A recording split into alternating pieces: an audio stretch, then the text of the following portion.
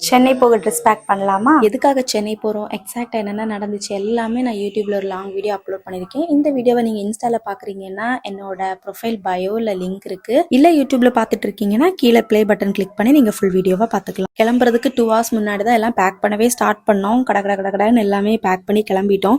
So first stop வந்துட்டு மதுரையில் aunty வீட்டில் ஸ்டே பண்ணிட்டு அங்கே இருந்து தான் திருப்பி சென்னை போனோம். ஏன்னா ஒரே ஸ்ட்ரைட்டாக ஓட்டினா அப்பாவுக்கு கொஞ்சம் கஷ்டமாக இருக்கும்னு சொல்லிட்டு ஒரு ஸ்டாப் அங்கே போட்டோம். தென் செகண்ட் ஸ்டாப் வந்துட்டு மதுரையிலேருந்து ஏலாக்குறிச்சி சர்ச் போயிருந்தோம்.